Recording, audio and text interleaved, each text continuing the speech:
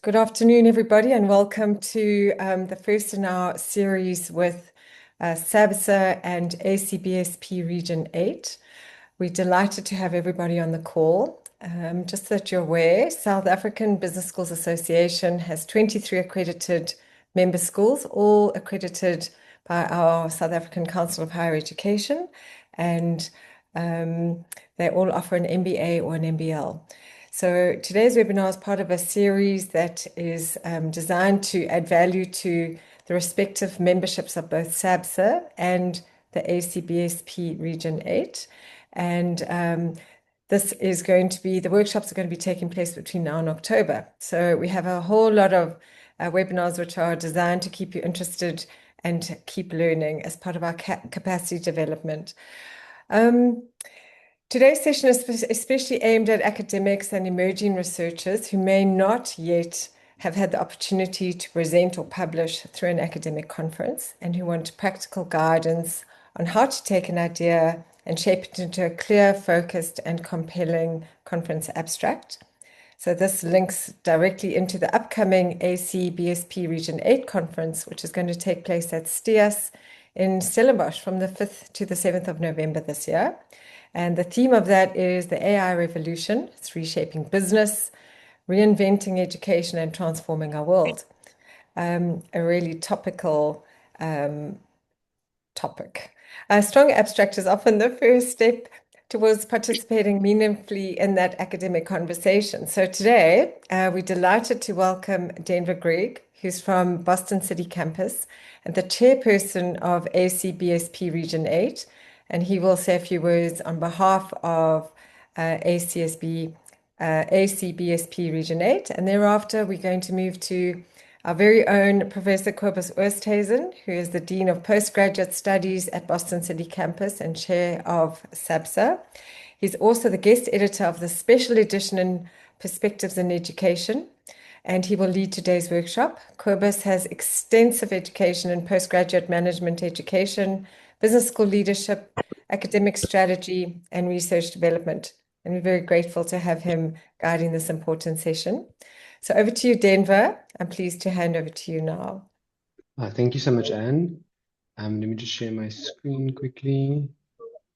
I just want to confirm that you can see the PowerPoint presentation. It's coming up, not yet. Anyway, I'll start talking to it. There it's up. It's up now. Perfect. Thanks, Denver. Thank you. Thank you so much, Anne. We're very delighted at ACBSP Region 8.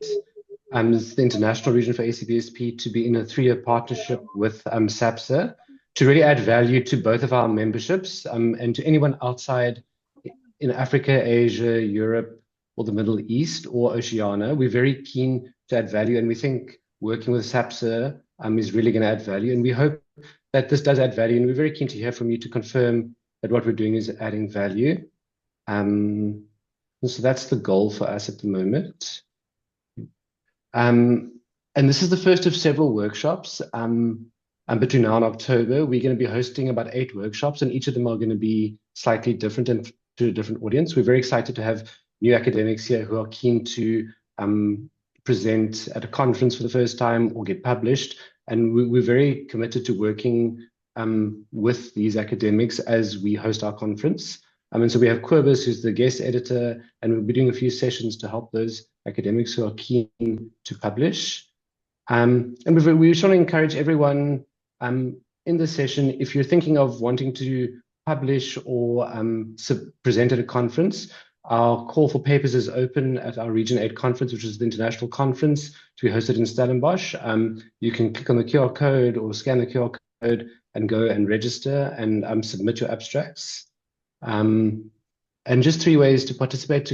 We encourage you to come to the next webinar, submit an abstract by the 31st of July, and join us in Stellenbosch. And yeah, we're just thankful for this opportunity.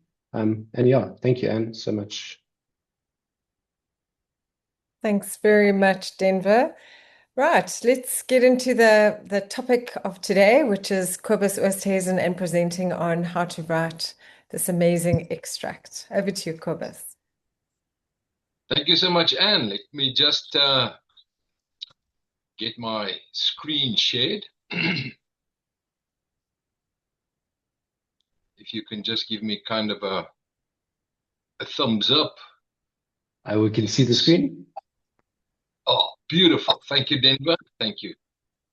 Colleagues, good morning, and an absolute pleasure to be with you in this virtual emporium and to share with you a few thoughts on writing a strong abstract within the context of this upcoming conference. So, again, just emphasizing also our appreciation to yourselves. Thank you for joining us online today. So the focus for this session is practical and developmental. So how to write a strong conference abstract.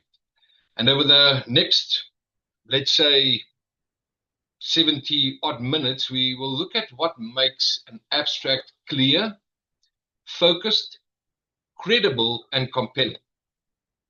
But more importantly, we'll treat the abstract not merely as a short administrative requirement for conference submission aid, but as the first scholarly step in a much larger journey. Because a strong abstract does several things, colleagues. It introduces the topic, identifies the problem or the gap, clarifies the purpose of the paper, it signals the approach, and indicates, of course, the contribution. In other words, it gives reviewers confidence that the proposed presentation has academic direction, it has relevance, and it has value. And of course, especially important in the context of the upcoming ACBSP Region 8 conference in Stellenbosch. The abstract you submit now may become the foundation for your conference presentation. And for some presenters, that conference paper may later even be developed into a manuscript for possible publication in the Perspectives in Education Special Edition. So colleagues, today's session is not only about getting an abstract accepted. It's about beginning well. Because when the abstract is clear, the paper already has a stronger foundation. So the session will include some conceptual framing, some practical guidance, and also examples of common abstract weaknesses. And I don't want to call it a short writing clinic, but let's rather call it a short exercise towards the end, or an activity rather. And I encourage you to think throughout the session about your own possible abstract and whether it's already drafted or still just an idea. But before we get into the detail, let me just briefly map the journey for our session today in the next 60, 70 odd minutes. And I've designed the session as practical, rather than a purely theoretical presentation. So the aim is that you leave not only with a better understanding of what a strong abstract looks like, but also with a practical structure you can use to draft and to test or revise your own conference abstract. So let's just briefly do a pit stop at each of those 6 number balls that you see on the screen. Now, the first one would be that we'll be talking about is why the abstract actually matters. And I want to suggest to you that an abstract is more than a summary. And here's the key words that you might want to write down. It's a scholarly promise. It's a scholarly promise. It tells the reviewer what you intend to do, why it matters, and why your work belongs in the conference program. And then the second one there, we move from the topic to the contribution. So many abstracts remain too broad because they stop at the level of a generic topic. A stronger abstract moves from a topic to a problem, to a purpose, and of course to an argument, and then finally to the contribution. But this will all, we'll get layer for layer for layer, go deeper. And then thirdly, we'll unpack the anatomy, and you'll see why I call it an anatomy of a strong abstract. And here we will work with a practical structure that you can use across different kinds of submissions, whether it's empirical, whether it's conceptual, whether it's case-based or reflective or practice-oriented. And then fourthly, we'll consider fit, flaws. I nearly said fits. I mean fit, flaws, and fixes. In other words, how do we align an abstract with a conference? And how do we avoid common weaknesses that make reviewers uncertain? And fifthly is the short activity, which will give you time to apply the framework to your own idea, even if your abstract is still at a very early stage. And then finally, we'll briefly connect the first step to the broader publication pathway. So the abstract can become the foundation for the conference paper, and the conference paper then in turn may later become the foundation for a journal article. So let's call it the movement today is quite deliberate. It's from the idea to the abstract to the paper to possible publication. So with that kind of journey in mind, let's make the expected outcomes for the session also just explicit, because like any good academic, we have to have outcomes, eh? So by the end of the session today, I hope you'll be able to do these practical things that you see on the screen. So firstly, that you should be able to explain the purpose and function of a conference abstract. And of course, colleagues, this may sound obvious, eh? But many scholars are, or rather not scholars, abstracts rather, are weak precisely because the writer is not clear on what the abstract is supposed to do. And then you should also be able to distinguish between a topic, a problem, a purpose, an argument, and a contribution. And again, perhaps stating the obvious, but these are not the same thing. A topic tells us the general area, a problem tells us why the work is necessary, and a purpose tells us what the paper will do, and an argument gives the paper direction.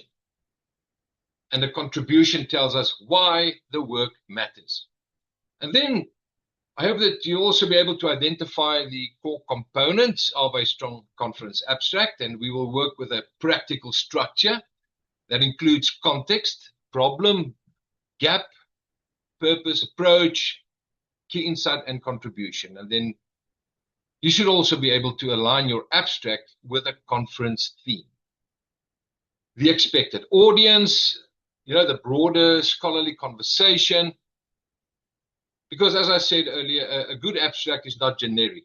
It speaks to a particular conference, a particular audience, and a particular intellectual moment, so to speak.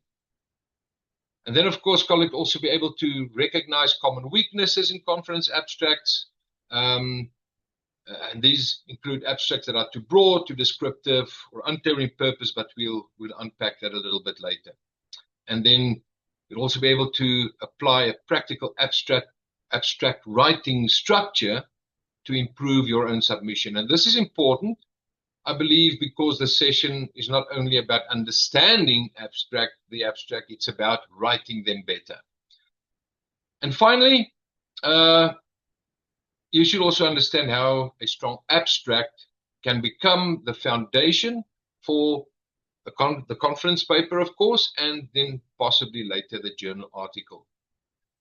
So as you can observe, the outcomes are deliberately practical. And my aim is that, by the end of the session, you do not merely know more about abstracts, but you have a clearer way to write one.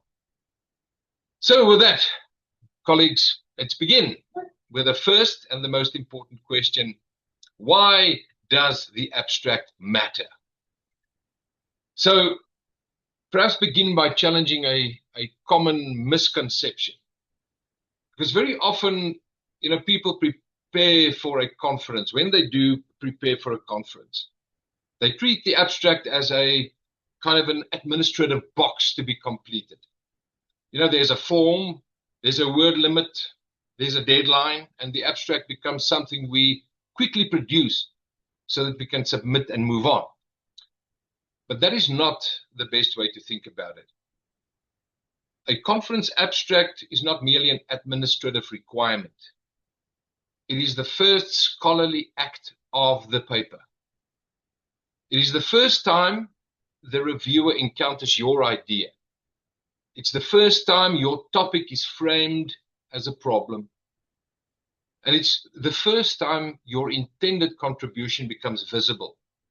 And in many cases, it's the only piece of writing on which the initial decision will be made. So we should not think of the abstract as a small piece of writing because it's unimportant. We should think of it as a small piece of writing that carries a large responsibility. So a strong abstract does not simply say, this is what I'm interested in. It says, this is the issue I'm addressing, and this is why it matters, how I will approach it, and this is what the paper will contribute. So in that sense, again, I'm using the term, the abstract is a scholarly promise. It makes a promise to the reviewer that the presentation has focus. A promise that the audience, for the audience is that it will be relevant.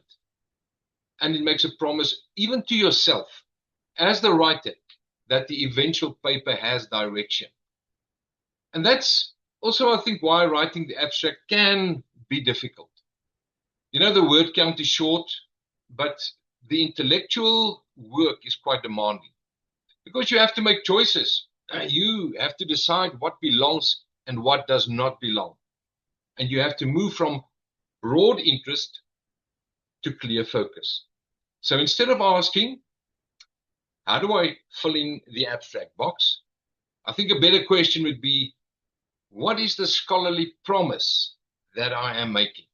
And that shift, I believe, changes everything. It moves us from a vague description and towards academic clarity. And it helps us write abstracts that reviewers can understand and can trust and can support. And it gives us a stronger foundation for the conference paper that may follow. If the abstract then is a scholarly promise, then the next question we need to ask is, what exactly must it promise? So, moving from the topic to the scholarly contribution. And one of the most common reasons abstracts remain weak is that they stop too early. They stop at the level of a topic.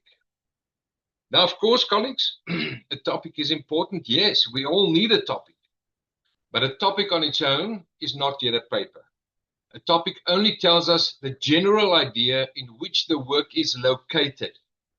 It does not yet tell us what problem is being addressed, what question is being asked, what argument is being developed, or what contribution is being made. So, for example, if I say, my topic is artificial intelligence in business schools. Now that gives us a broad area, but it does not yet give us a conference paper. Because the reviewer will ask, you know, what about artificial intelligence in business schools? Is the focus curriculum? Is it assessment? Academic integrity? Graduate employability? Or governance or ethics? Or what? You know, accreditation, institutional readiness, what?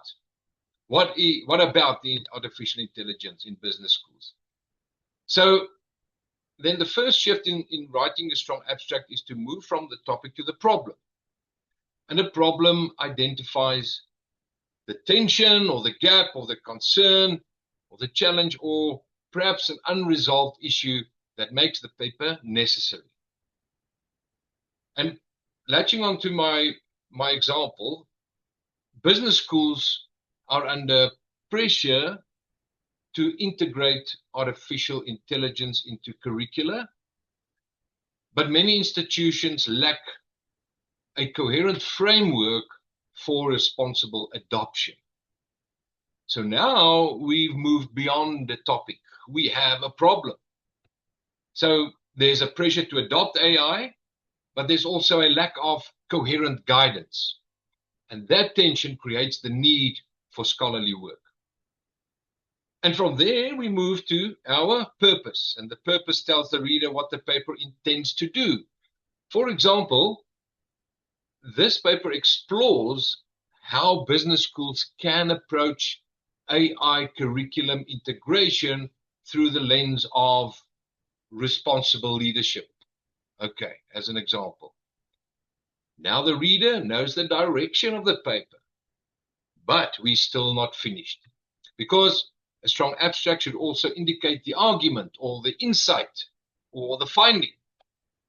What will the paper show or propose or demonstrate or analyze or argue? And then finally, we should make the contribution very visible.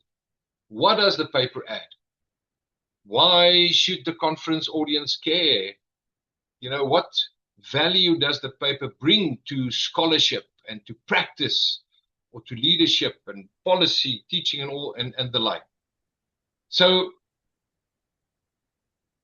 as we said then, with reference, just recapping briefly, we begin with a topic, we sharpen the topic into a problem, translate the problem into a clear purpose, and we give the paper direction with an argument or an insight. And we make the value clear through the contribution. So a simple way then to test the abstract is to ask, am I merely naming a topic, or am I making a scholarly contribution visible?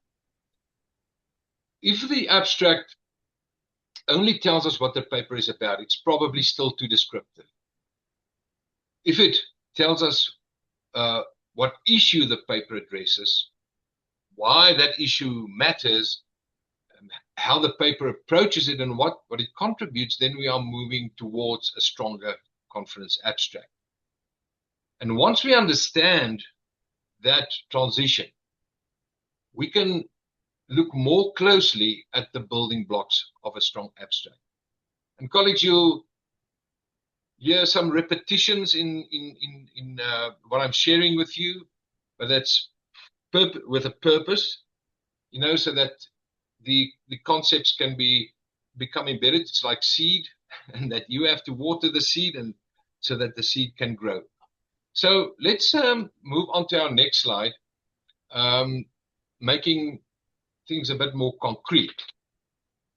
So on this slide now, we move from the broad topic to a sharper abstract logic.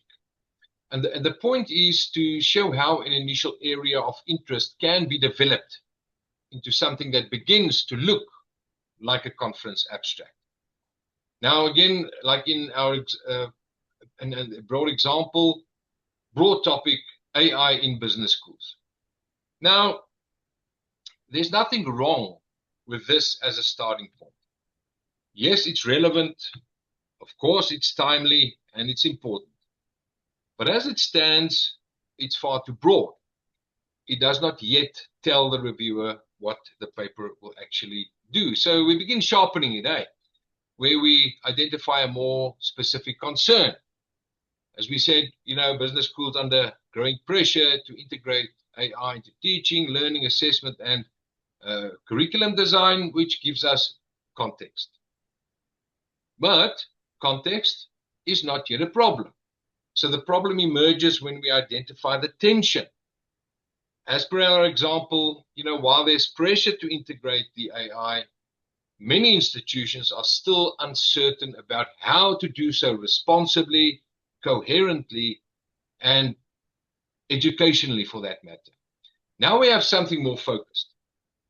There's a tension between adoption pressure and responsible implementation. So from there, we can develop a purpose statement.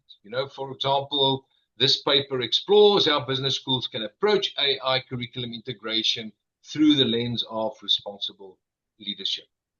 Now, notice what has happened.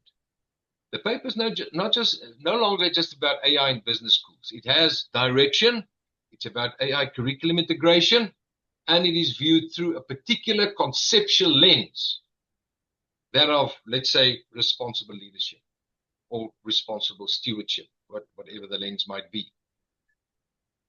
And we can then add the likely argument or the insight. For example, the paper argues that responsible AI integration requires more than technical adoption.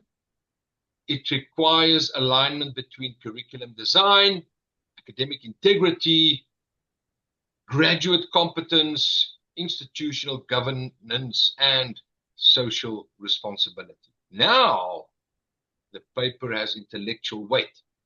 The writer is beginning to make an argument. And then finally, we articulate the contribution. So the paper contributes a conceptual framework to support business schools in making more responsible and educationally coherent decisions about AI adoption. Now, I'm sure you'll agree with me, that is much stronger than simply saying, this paper discusses AI in business schools.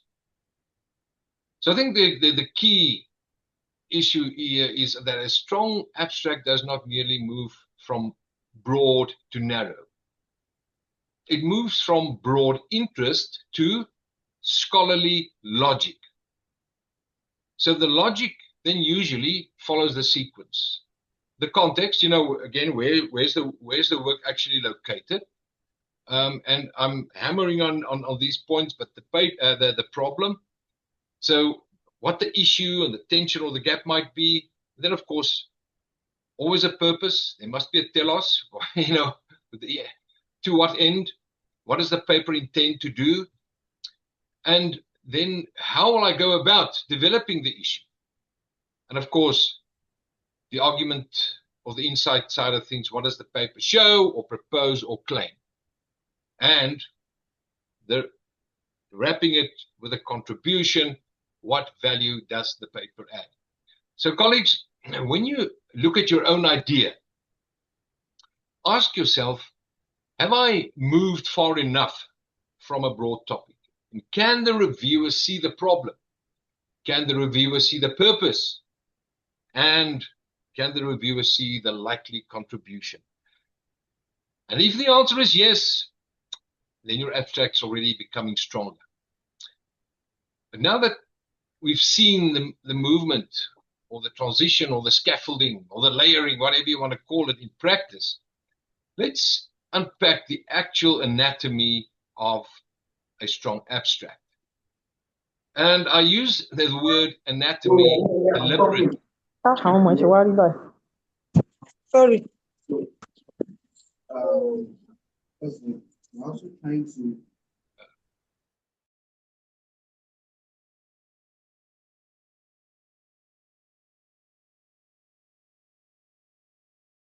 Kobus, are you muted?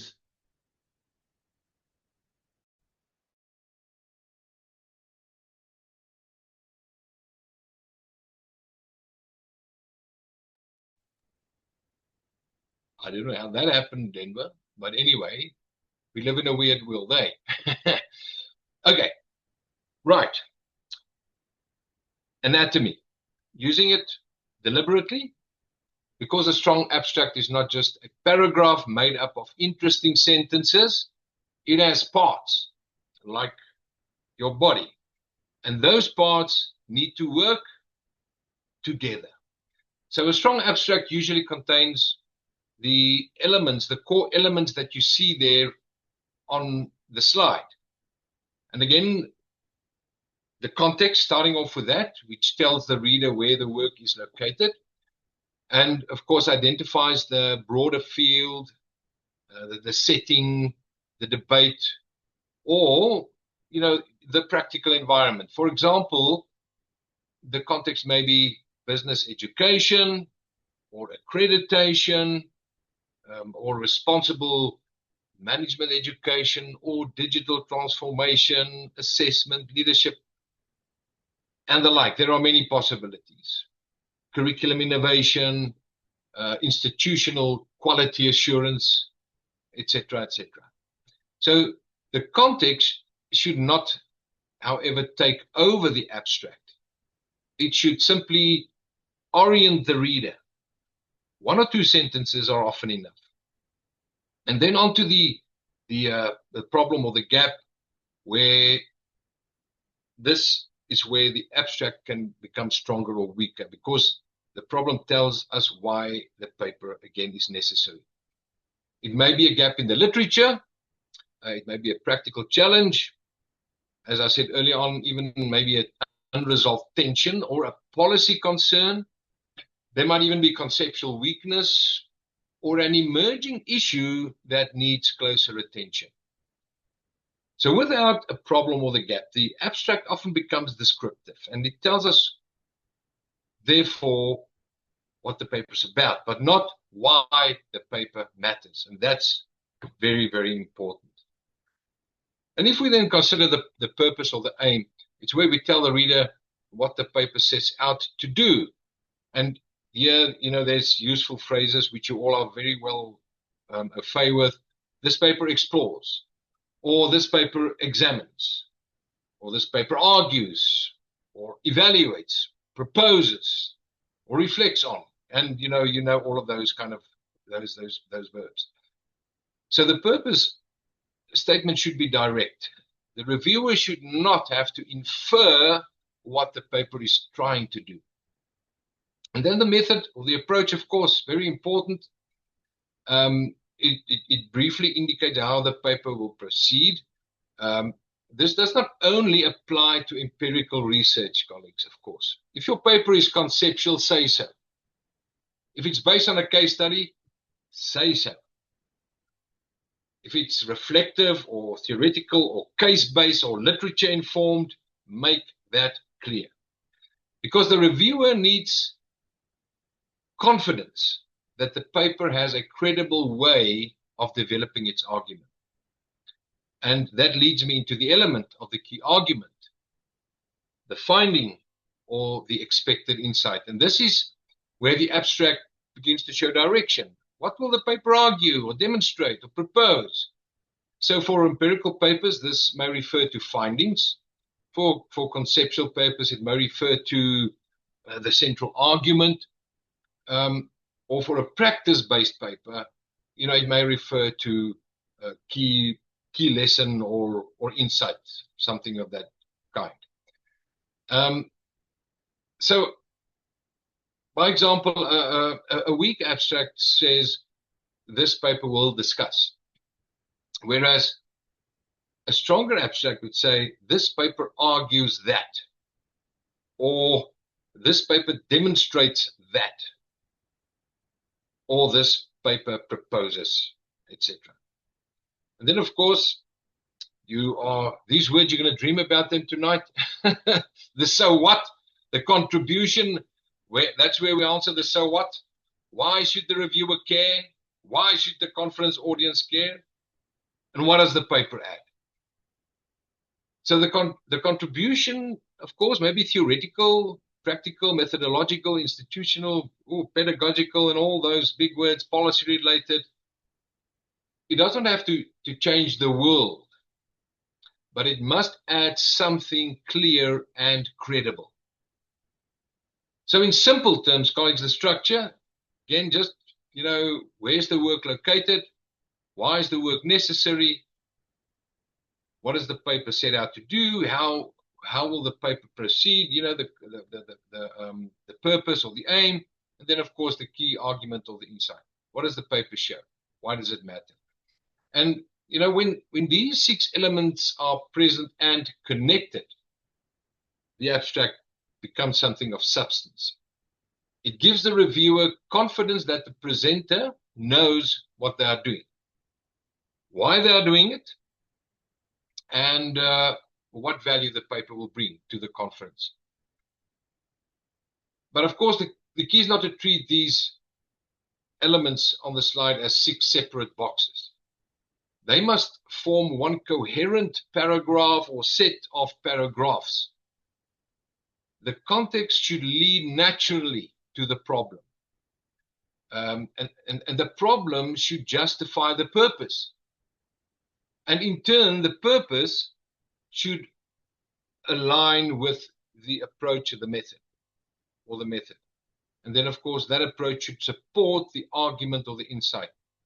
And of course, the contribution should flow from the whole abstract. And that's what we mean by abstract coherence. Now, with that, let us now turn the anatomy into let's call it a practical formula that you can use when drafting your own abstract. From the anatomy, turning to more of a structure into, or call it then I'm hesitant to use the word formula because, and I'll tell you why now, but that's just a word I'm using for purposes to make it clear. I'm not suggesting that every abstract must sound exactly the same.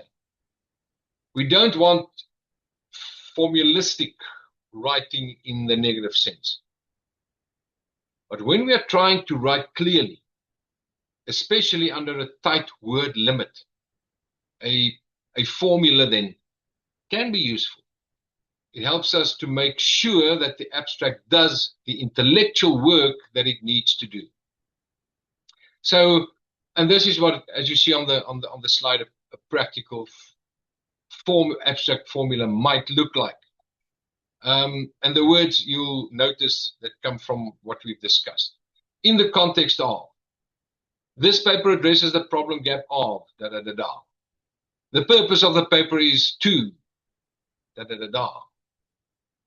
Drawing on or using or through your story. The paper argues, shows or proposes or demonstrates or finds that your narrative. And the contribution of the paper lies in what? So, colleagues, then let's just breathe deeply and re-emphasize here. The context one would, of course, help us locate the paper, whether it's in the context of business education, if it's quality assurance or accreditation, curriculum innovation, or whatever. And then the second one there helps us move beyond the topic, as we said. It forces us to say why the paper is needed. And then in terms of the purpose, that gives, again, the abstract direction. And as I've said, one of the most important sentences in the abstract, because it tells the reviewer exactly what the paper intends to do. And then the drawing on or using or through, which introduces the approach, the method, whether referring to a theoretical framework, a literature review, or empirical data, or a case study, conception analysis, and the like. And then the argument side of things, the showing, the proposing, the demonstrating, it gives the abstract intellectual substance, moves the paper away from simply discussing a topic and towards making a claim or offering an insight. Right? And then where the contribution then lies in. Again, answering the so what question. Telling the reviewer what the audience will gain from the presentation. Now, you do not have to use these exact words, colleagues, of course. In fact, in the final version, you may want to vary the phrasing so that the abstract reads naturally. But as a drafting tool, I think this formula might be very useful. It gives you a way also to test your abstract. Because if you cannot complete the sentences, for example, this paper addresses the problem of, then your paper may still be too broad.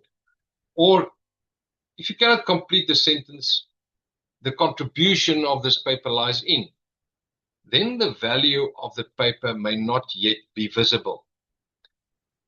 So the formula is not meant you. Cobus, there's a question from Alan Basikolo. He's asking, does this format also apply to graphical abstracts? To graphical abstracts? Yeah. Perhaps just explain, if you talk about the graphical abstracts, are we now talking about arts and so forth, more towards the arts? Alan, can you hop on here? Yes, I can hear you. Can you ask your question of Hello, Cobus, hello, please? hello. Alan, are you Hello. referring you just if you can just articulate your question, please? Yeah, actually, my question was just to find out if the format which you are teaching us can also apply to graphical abstracts. You know, sometimes these reviewers or these journals, they may also require someone to present the abstract, but in a graphical way. So I'm trying Okay, to, yeah, yes. okay. Alan, I want to say I would suggest that this could really serve as a practical abstract that you could also use that in that case as well. Yes, as long as those core elements are also then covered in your graphical abstract. So I would say yes. If anybody disagrees, welcome to do so. But colleagues, so it helps you move just from the general idea to the coherent abstract to help you see what's missing, also help ensuring you that every sentence is doing useful work. And maybe I must repeat it, that every sentence is doing useful work.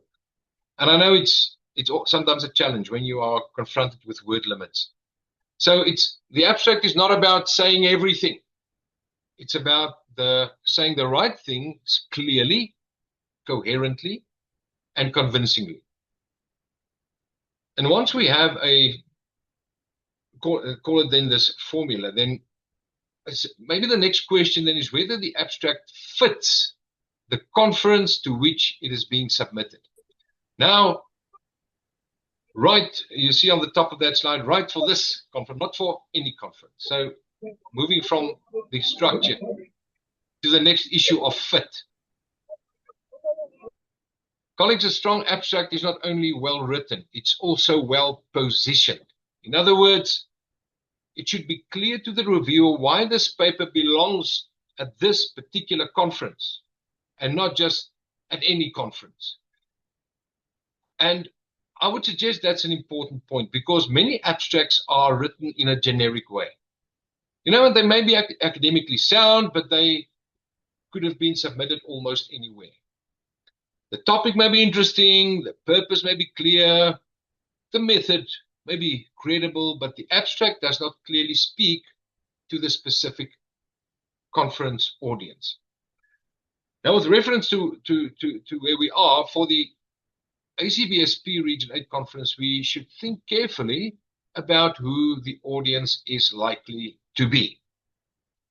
Now, it may include business school leaders, deans, directors, program managers, academic managers, quality assurance professionals, even accreditation practitioners or lecturers, educators, researchers, postgraduate supervisors, and colleagues interested in responsible and future fit education. So when you write your abstract, ask yourself, why would this audience care? If it's about curriculum, make the connection then to business education visible. If it's about assessment, make the connection to learning quality, graduate competence, or assurance of learning visible. If the paper is about AI or digital transformation or innovation, make the connection to responsible business school practice visible.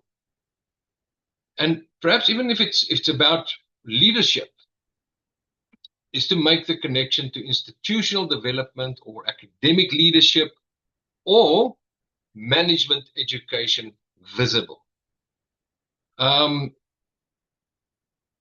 example, if it's about accreditation, then make the connection to quality, continuous improvement, and educational impact visible. Now, this does not mean that you must force the conference language into every sentence, It does not mean that every abstract must sound the same. and it certainly doesn't mean that you should artificially decorate the abstract with keywords. Rather, it means that the relevance of the paper should be clear. So the reviewer should not have to work too hard to see the fit. The abstract itself should make the connection visible. And a useful test is this, that after you read your abstract, you ask yourself, or would you hear someone say, rather, the reviewer say, I can see why this paper belongs in this conference program. And if you think that, the person will say yes, the fit is probably clear. And if you can't, if it's no, then your paper might need to be repositioned, even if the underlying idea is good. So, colleagues, write for this conference, write for this audience, write with the conference theme, the purpose, and the participants in mind. So, a strong abstract does not only say, here's my paper. It would say, here is why this paper matters in this scholarly and professional conversation. And having considered this fit now, let's now take a look at some of the common weaknesses that often prevent otherwise good ideas from becoming strong abstracts. So I think it's important to also reflect on these common weaknesses. Because many weak abstracts are not based on weak ideas. Often the underlying idea is good, but the abstract does not yet express it clearly enough. And as you see on the slide, the first common weakness is that the abstract is too broad. And this happens when the writer tries to address a very large issue in a very small space.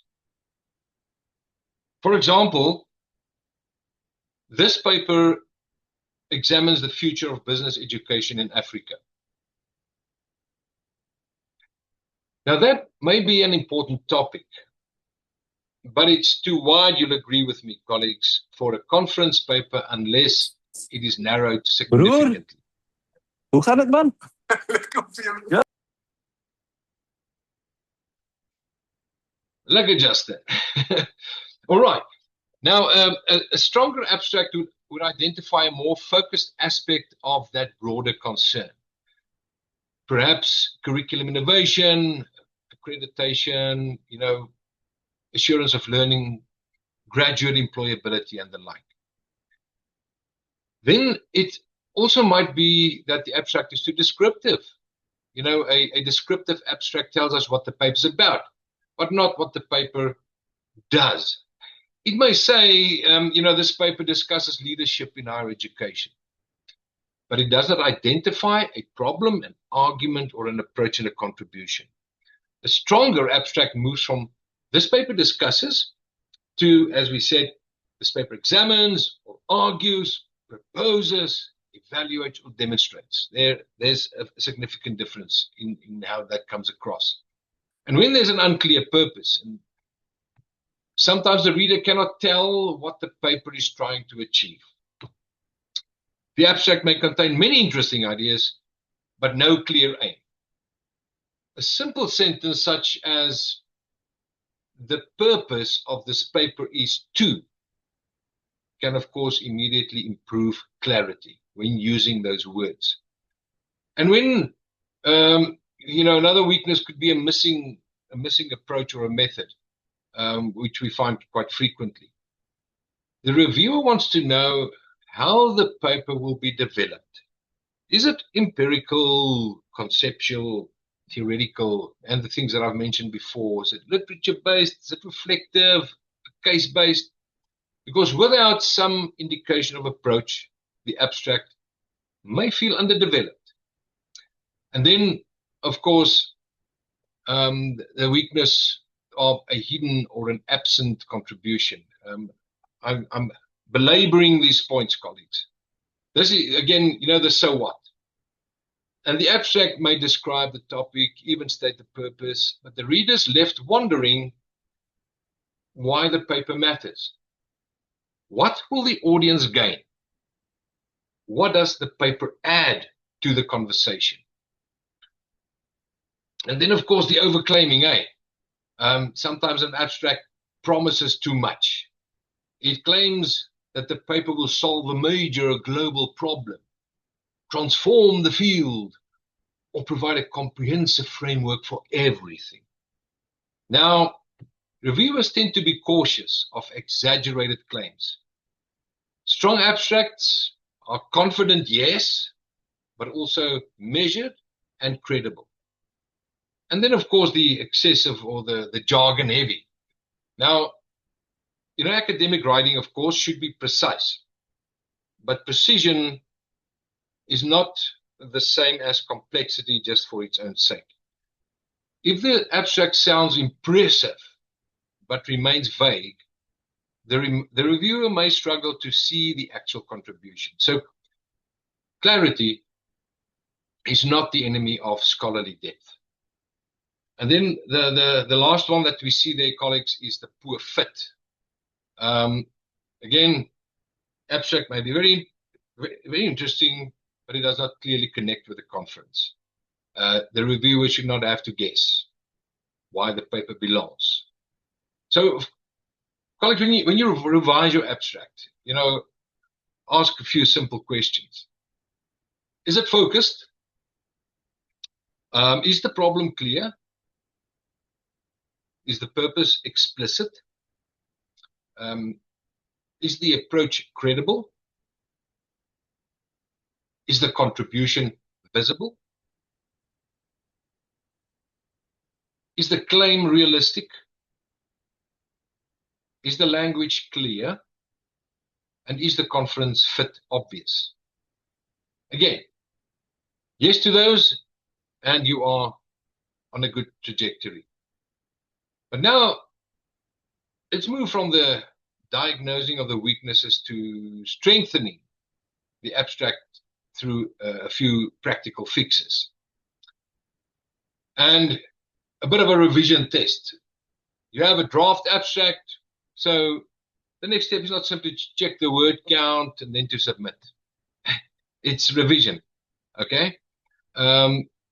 And you might say, yeah, but this is the same amount of work goes into this that eventually ends up going into the presentation, the paper for presentation and further on. Yes, we said earlier on this, even the abstract takes work. So the revision is not only about correcting spelling and grammar and punctuation. Yeah, it matters, of course, for sure, but they come later. The first level of revision is intellectual revision. So before asking, is this sentence polished? We should rather ask, is this scholarly logic clear? So a useful revision test is just to read your abstract and ask the questions that you see on the screen. Is the focus clear? Can the reviewer immediately see what the paper's about? Not just the broad field, the specific focus. If the abstract could still be about 5 different papers, it's probably too broad. And then the problem visible, does it show why the paper is necessary? Is there a gap? Is there a tension? Whatever concern, unresolved issue that gives this paper its reasoning, or its reason rather, than for existing. In that purpose that must be explicit, can the reviewer identify what the paper sets out to do? A strong abstract should not make the reader guess the aim. And again, as I've said, a direct sentence such as the purpose of this paper is to, it kind of brings immediate clarity. And then, of course, the approach credible. Does it indicate how the paper will, how it will proceed? As we said, all things might be empirical, practice-based, whatever, and the like. The reviewer needs to trust that the paper has a credible basis. And then, of course, the one about the argument or the insight that's emerging. Does the abstract suggest that the paper will show, or will argue, or will propose, or will demonstrate? Even if the work is still developing, the abstract should not sound directionless. And then belaboring the point, beating my drum, is the contribution visible? The so what test. What does the paper add? What will the audience gain? And then, of course, the conference fit, which we've spoken about. And, you also have to check, of course, the language is clear and economical. Every word in an abstract has to work. I remember of a colleague that used to say, every word must ooze wisdom. So every word in the abstract has to have a purpose and it must work. If a sentence is decorative but not useful, remove it. If a phrase sounds impressive but does not clarify meaning, then simplify it. If you repeat the same idea in different words, tighten it. So this revision test is nothing spectacular, but it's useful because it shifts the writer from attachment to diagnosis, because we all become attached to our own wording. But a strong abstract is not about protecting every sentence. It's about making the paper's logic visible. So when you revise, do not only ask, do I like how this sounds? But rather, will a reviewer understand what I'm doing, why it matters, how I will do it, and what it contributes? If the answer is no, the abstract needs further revision. Again, not because the idea is weak, but because the idea is not yet clear enough on the page. But now, colleagues, let's shift a gear. On the screen, you'll see 8 prompts. Because we've spoken till now about the role of the abstract, the movement from the topic to the contribution, the anatomy of it, the practical formula, the common weaknesses in the revision test. I'd like us now to apply that thinking. So, as I said, you see the 8 prompts. So they're designed to help you move from a broad idea to the basic logic of a strong conference abstract. And for now, you do not need to write perfect sentences at this stage.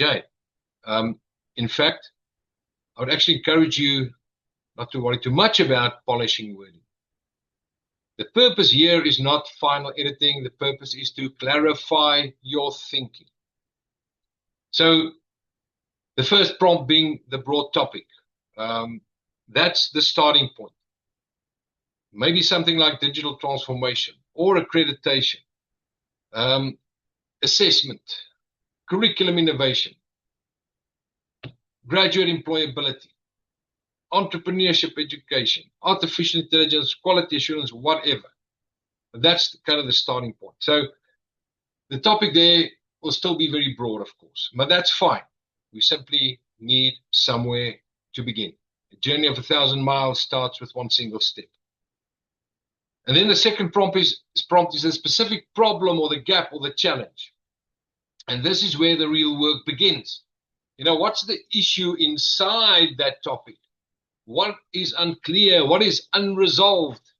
What is contested or underdeveloped? What will make this paper necessary?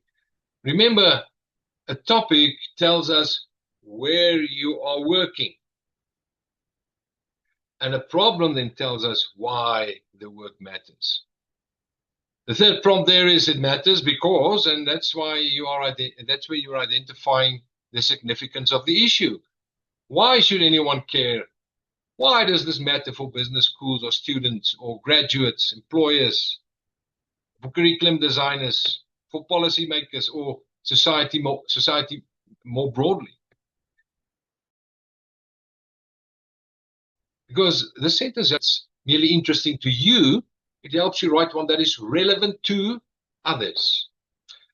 And then the fourth prompt, the purpose of my paper, where you state what the paper will actually do. And this is where you try to use strong academic verbs, like the explore, examine, analyze, evaluate, compare, demonstrate. You guys all know those words very well. Be as specific as possible. If the purpose statement is vague, the abstract will probably remain vague. And then the fifth prompt, the method. Here you briefly clarify how we'll develop this. The empirical, the conceptual, etc. as we've spoken about. Does it draw on a particular framework, maybe a model, or even a body picture? And that gives the reviewer the confidence that the paper is not just an opinion piece. It has a way of proceeding. And then our prompt of the central argument asks you to think about what the paper will say. Is the claim, show, argue, or pose? And what insight will the audience take away? And then, of course, finding for conceptual, maybe an argument, or for a practice-based work, it might be a lesson or an insight. And then the contribution. The so what. And the contribution does not need to be exaggerated. It simply needs to be clear and credible. And then our last prompt there is the conference audience should care because this is what brings us to belong with this particular audience, benefit from it. To take where are we for time? And 12:03. I'd like you to take. Let's take 5 minutes. We don't. Again, this will not make you to complete this by today. But and of course the aim is not perfection, but it's more about clarity. Even if it's complete rough phases, that is useful because you're building the intellectual skeleton of your abstract. And once you've all those items or addressed them, you'll have for a strong first draft. So, you can then begin shaping the answers into a coherent paragraph or paragraphs, tightening the wording, checking the word limit, and applying the revision test we discussed earlier. So I'd like us for now just to take 5 more. What's the time now? At 12:04. Let's be back, or you can just put your mics up. I'll reconvene then at 12:10, if that's okay with you. 12:10, we can just reconvene. So just on a rough paper there next to you, colleagues, or where, your notebook or whatever, just run through those. If you've got a blank canvas, maybe you can start with something now. Even if you've done something already, something that you can, revisit, to do that. But let's take 5-6 minutes just to work through these prompts, and then we'll come back, and then I will move on to the finalization of this presentation today. All right, let's go. A blank canvas still, or they've perhaps already worked on something, but this could be a useful approach to tackle it. So, right, now with that, let's just step back and place the abstract within the larger scholarly journey, because the abstract is not the end point. It is the beginning of a pathway. If written well, the abstract already contains the intellectual architecture of the paper. Maybe short, but it should hold the basic structure of what the paper will later become. Think of it in this way. The context in your abstract becomes the opening section in your paper. It helps you introduce the broader field, the debate or the setting. And of course, the problem or the gap in your abstract becomes the rationale of the paper.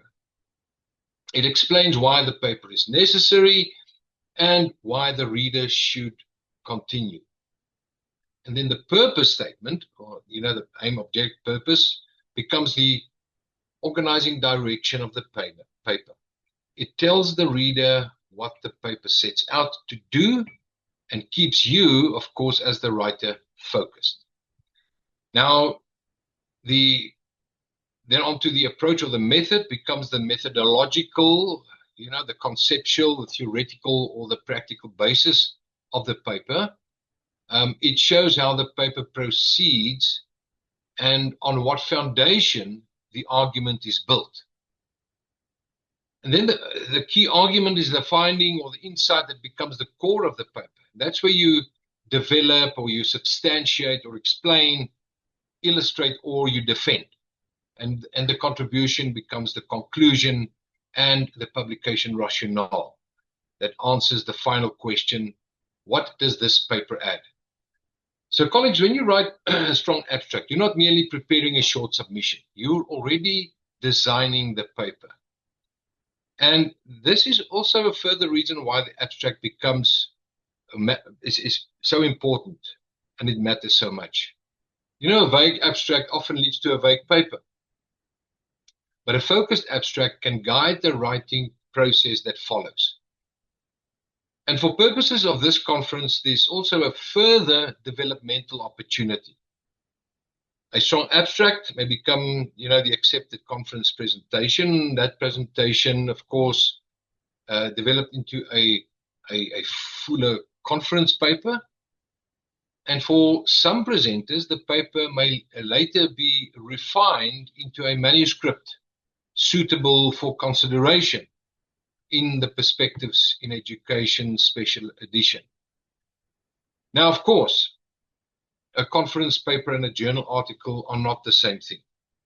A journal article usually requires stronger theoretical framing, clearer methodology, and of course, deeper engagement with literature, more careful argumentation, and of course, a more explicit contribution.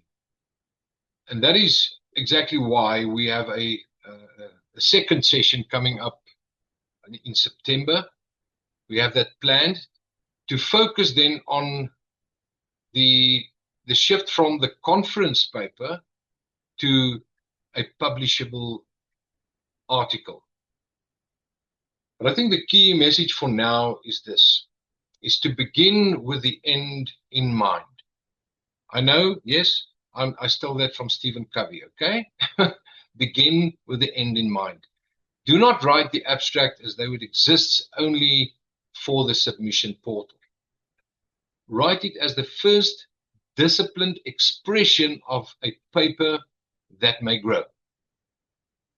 So if you can make the problem, the purpose, the approach, the insight, and the contribution clear at abstract stage, you are already laying a strong foundation for a much stronger conference paper and potentially later a much stronger journal manuscript. So let us close then, colleagues, just by returning to the most important takeaways and the immediate next steps after today's session. So, as I close, let me just bring the session back to a few practical next steps. And the first one, the first step is to draft early. I think Denver has already indicated at the beginning, the 31st of July is the submission deadline for abstracts.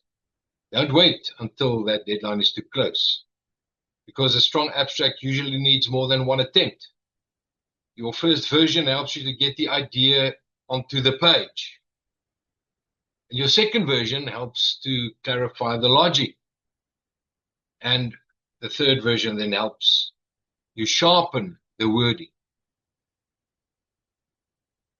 And then I think a logical next step is to test the abstract against the basic structure that we've discussed today.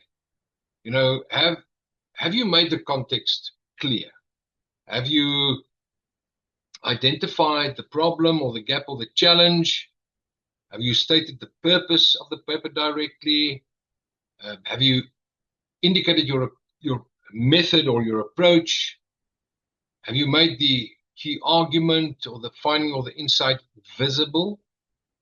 And of course, I will get a t-shirt with the word contribution. Have you explained the contribution? And have you shown why the paper belongs at this conference? And then, of course, is to revise for clarity. And remember, clarity is not the opposite of academic depth. In many ways, clarity is one of the signs of academic maturity. If the reviewer has to work too hard to understand what the paper is about, the abstract is not yet doing its work. And then a suggested fourth step is to ask for feedback. So before submitting, is to ask maybe a colleague just to read the abstract and ask them after they've read it. You ask your colleague, so what's my paper about? And so, colleague, you know, why does it matter?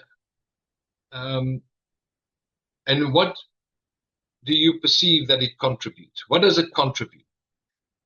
And if they cannot answer those questions after reading the abstract, then, of course, the abstract may still need revision. And I think there's another step also is to keep the publication pathway in mind.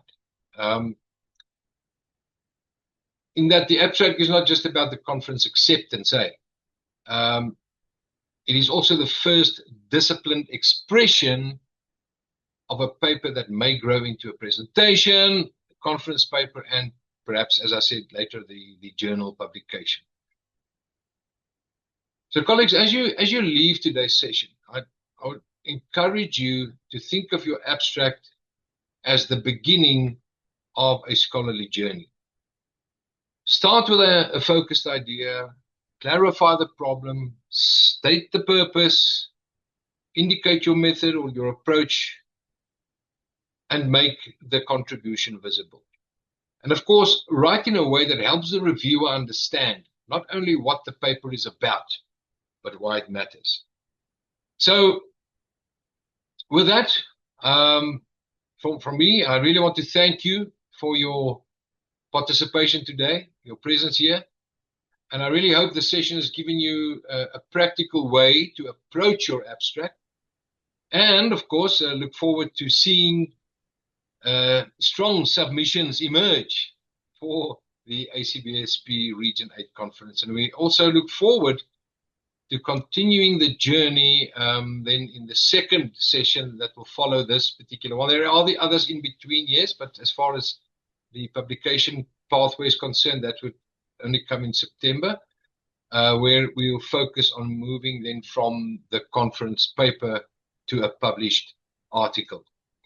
Now, for those of you who perhaps are still on the blank canvas, or maybe a few rough notes already, the detail for the abstract submission, etc., can be found at the Region 8 conference website that you see on the screen, or if you follow the QR code that will also take you in that direction. And with that, I again thank you. It was an absolute honor and a pleasure. I don't know if there's perhaps an observation, a question, comment, or anything at this particular time.